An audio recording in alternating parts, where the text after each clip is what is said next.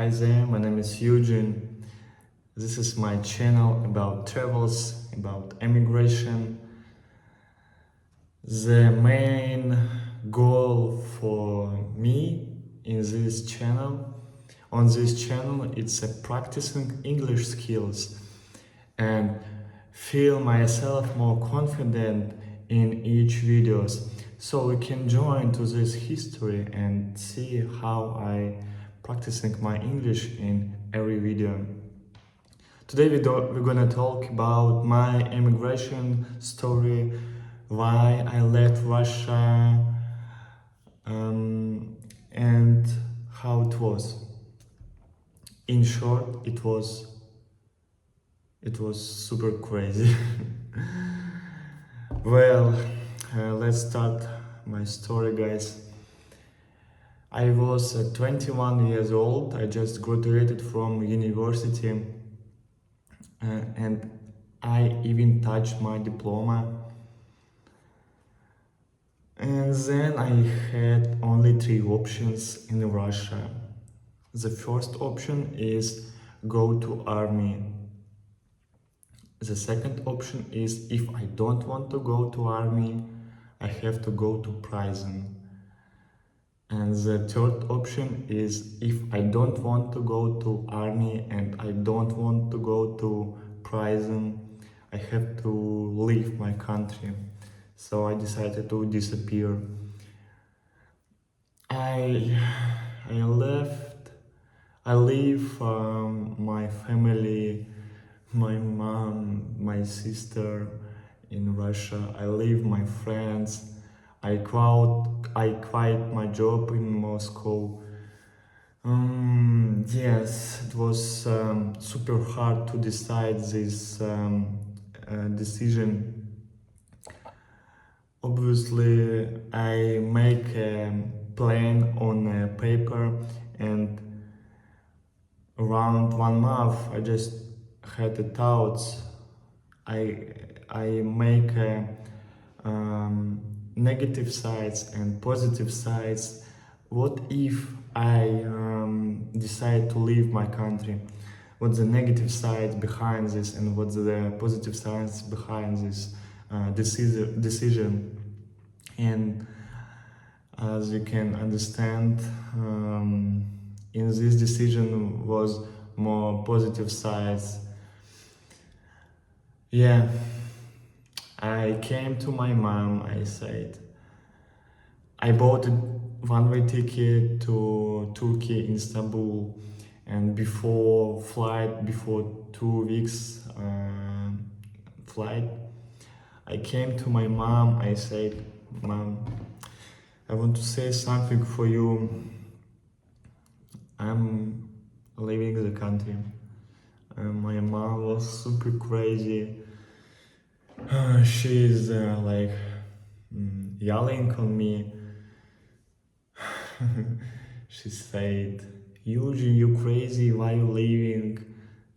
If you born in Russia, you have to live whole life in your motherland, something. You're not a real man, and kind of like these words. It was painful to hear this, and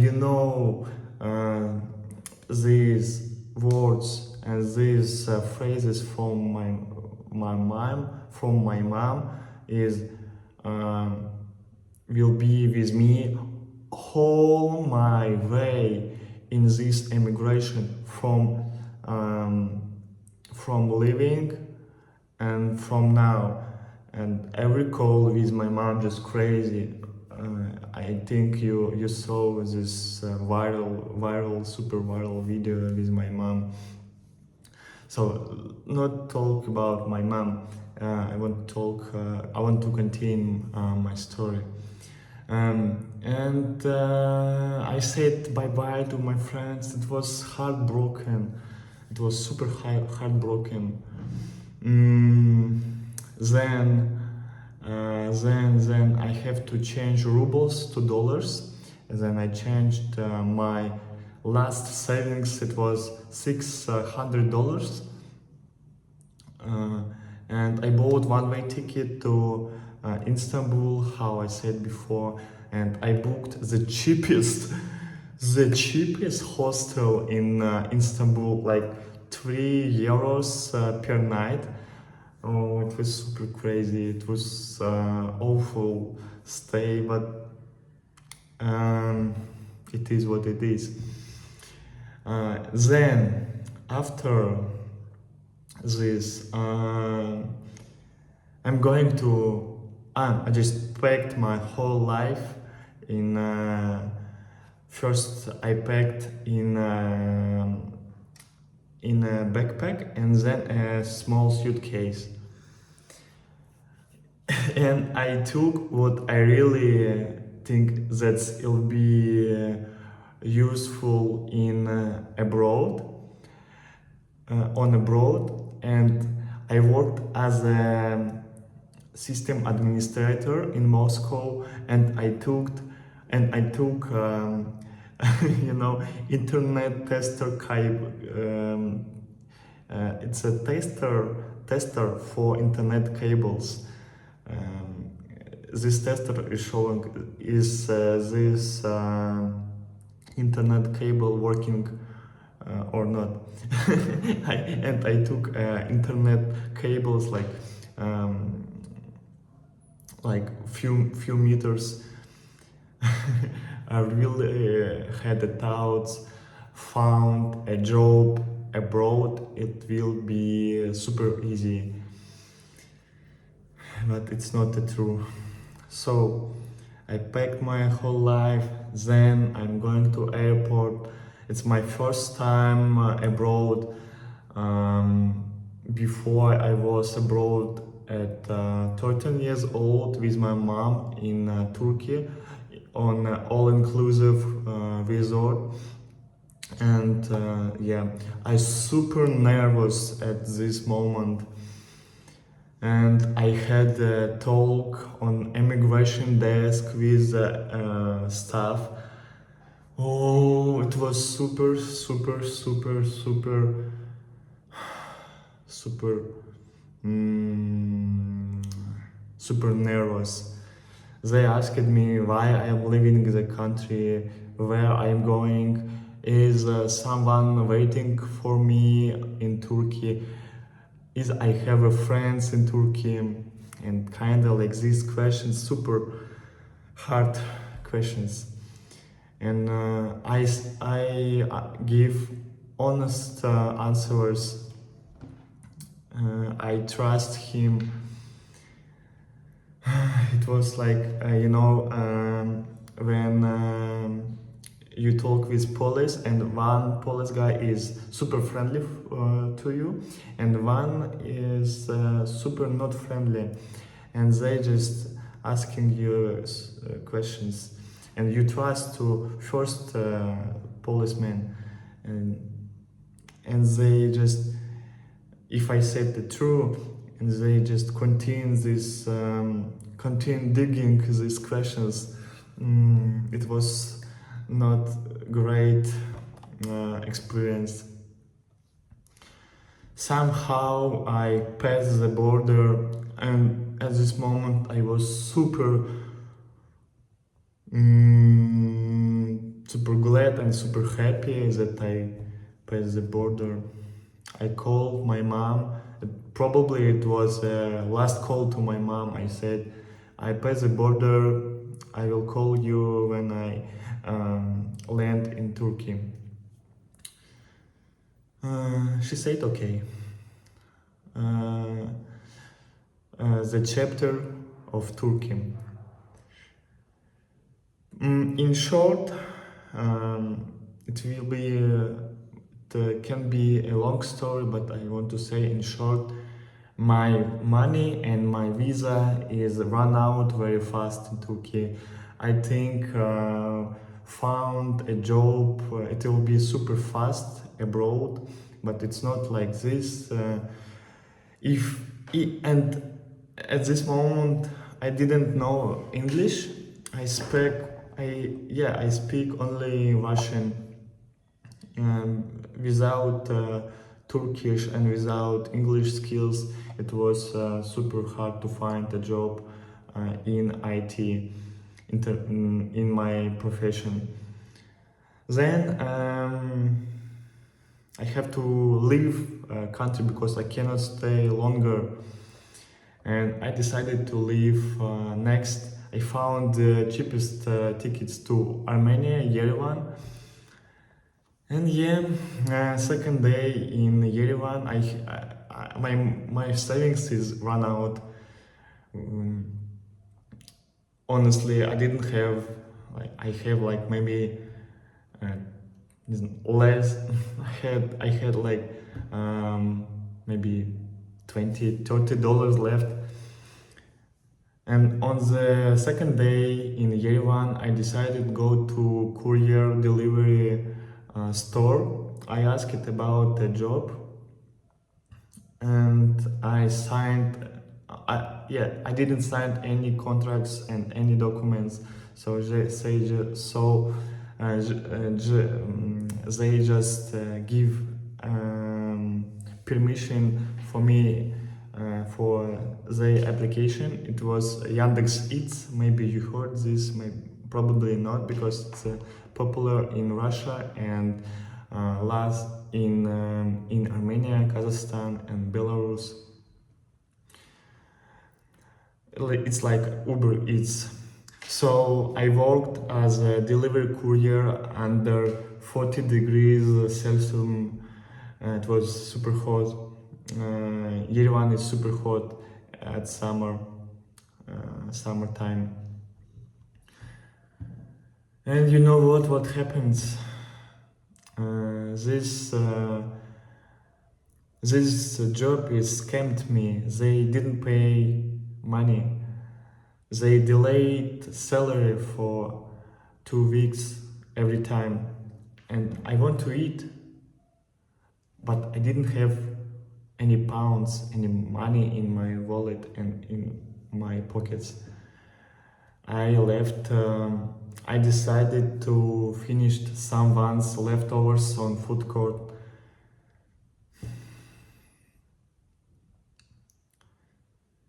Yeah. Then is going winter. I found better company. I worked in Glovo. It's also courier delivery. They paid good money. It was okay. I can afford the cheapest accommodation in Yerevan. It was balcony. So Armenians make private, like make extra room in balcony.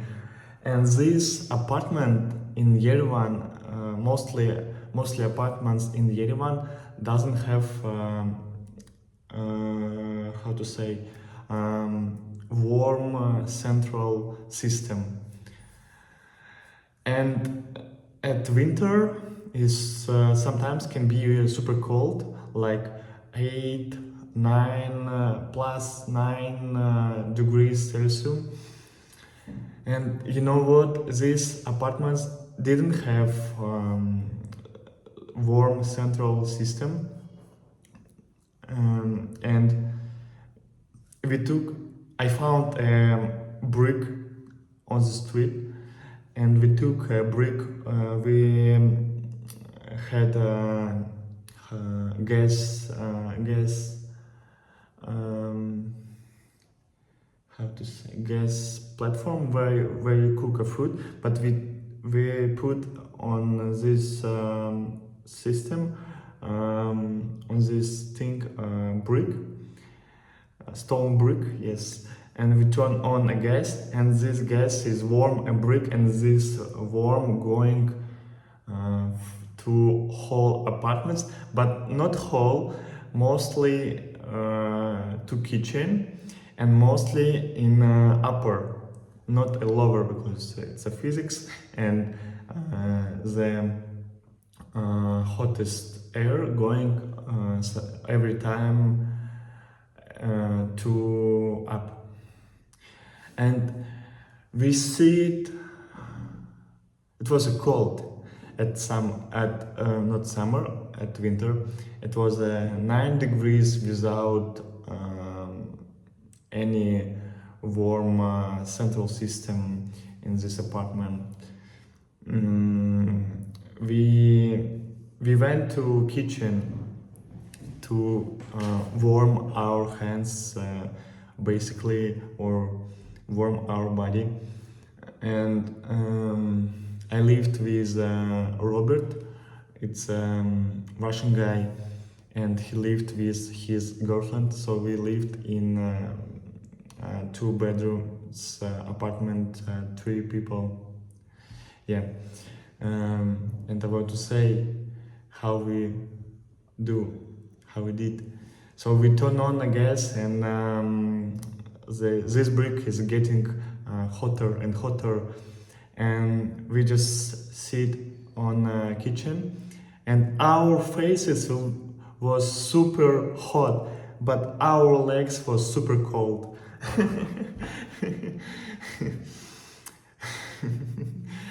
And it was difficult, it was complicated to try to sleep. My room was colder than room or couple, Robert and Anastasia. And I took 3 super warm Soviet blankets. Then I covered my face and I breathe under blankets, and air under blankets was hot and hot, so I can in this way like feel warm air in my nose, and I try to sleep quickly, because when I covered my body and my face was without blankets, I feel a cold in air. It was complicated. It was a winter, it was hard, it was a cold. Then I found a remote job, and I quite a courier delivery job.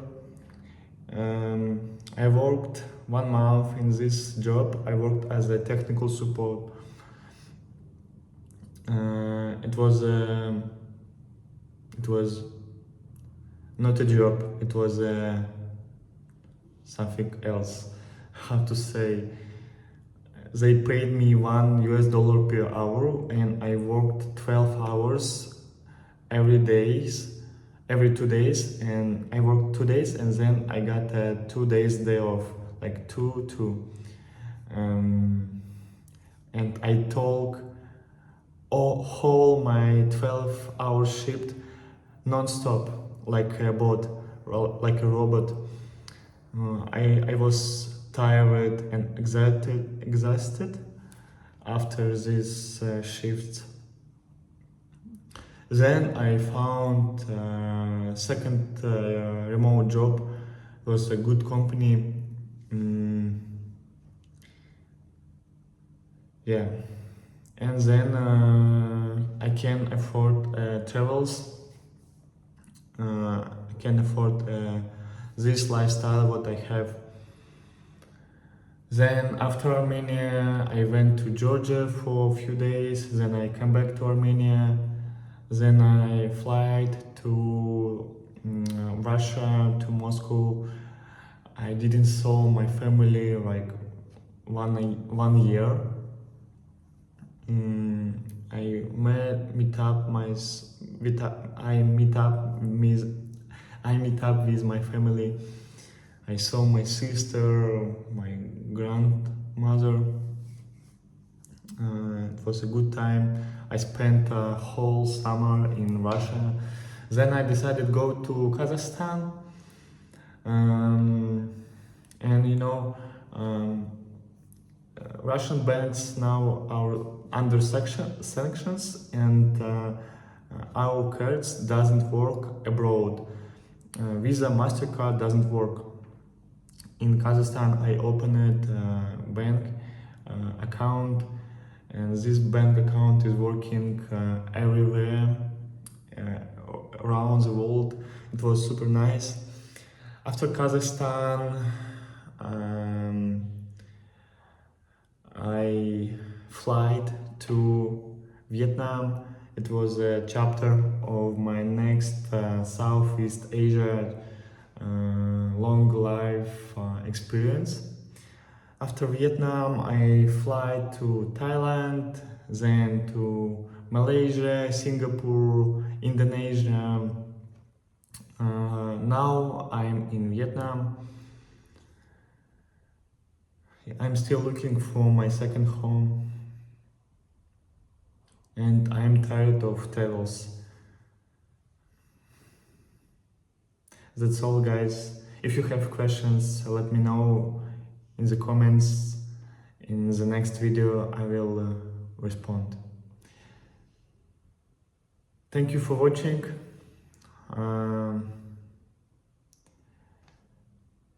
Friendly reminder, remember, is subscribe is free, so you can subscribe for me. See you in next videos.